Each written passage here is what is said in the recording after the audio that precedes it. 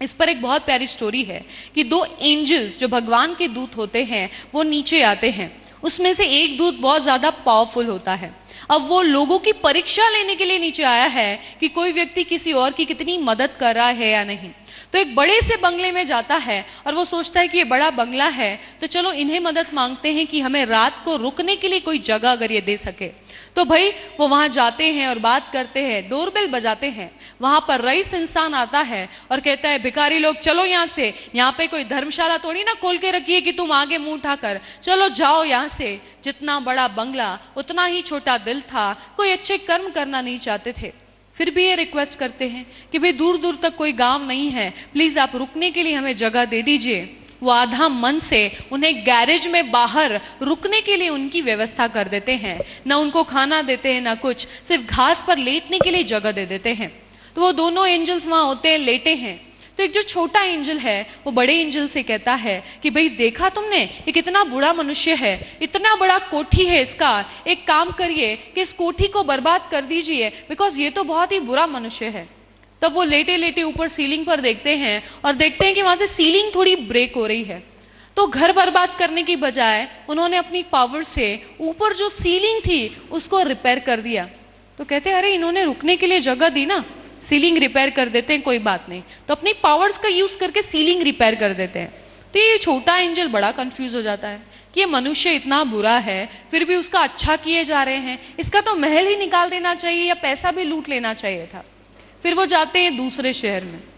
दूसरे शहर में एक छोटी सी झोपड़ी में जाते हैं और वहां पर उसको पूछते हैं कि भाई हम रात को रुकना चाहते हैं कि क्या आप हमें जगह देंगे। तो बेचारा गरीब किसान था और वो गरीब किसान की जो वाइफ थी वो बहुत बीमार थी। वो अंदर एक दूसरे कमरे में लेटी थी और थोड़ी जगह जो बाहर बेड्स पड़े थे वहां पर वो इन दोनों को लेटने के लिए जगह तो देता ही है, अपना बचा हुआ खाना भी उन्हें दे देता है। खुद आधा पेट रहता है लेकिन एंजल्स को खाना खिलाता है, मदद करता है। तो ये छोटा एंजल बड़ा खुश हो जाता है, कहता है वो बड़ा महल का आदमी देखा, बिल्कुल मदद नहीं किया था उसने, घास में सुनाया, खाना भी नहीं दिया था, इसने तो खाना भी दिया। आप एक काम करो ना, इसकी झोपड़ी को महल बना दो, इसको बहुत ज्यादा पैसा दे दो, ऐसा कुछ करो। तो दूसरे दिन होता ये है कि ये जब उठते हैं तो देखते हैं कि उनके घर पर जो गाय थी वो मर चुकी है। छोटा एंजल बड़ा कंफ्यूज हो जाता है कि भाई यहाँ पे कुछ दिया तो नहीं, एक जो गाय है उसकी हत्या कर दी और वो मर गई, ये क्या आपका डिसीजन है, आप किस तरह से इन लोगों को दे रहे हैं, मुझे तो कोई कैलकुलेशन आपका समझ में नहीं आ रहा। बोले तुझे नहीं समझेगा, मैं अभी तुझे समझाता हूँ।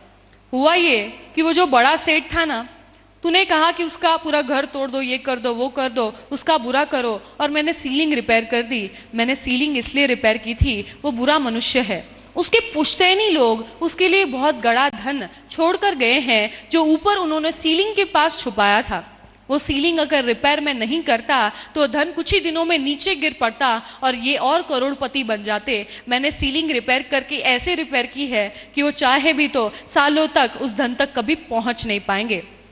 और दूसरा, वो किसान के घर पे जब गाय मरी ना, तो वो गाय नहीं मरी बल्कि रात को यमराज आया था उनकी वाइफ को ले जाने के लिए। तो मैंने यमराज से सेटिंग किया कि भाई आपको एक प्राण चाहिए तो ये गाय के प्राण ले जाइए, लेकिन इसकी बीवी को छोड़ दीजिए। तो गाय मरी नहीं थी, बल्कि बाहर से भले ही आपको कितनी भी परिस्थिति गलत लग रही हो, कहीं ना कहीं भी हिडन लेवल पर उसका कहीं ना कहीं आपको फायदा मिलता है आपके कर्मों से।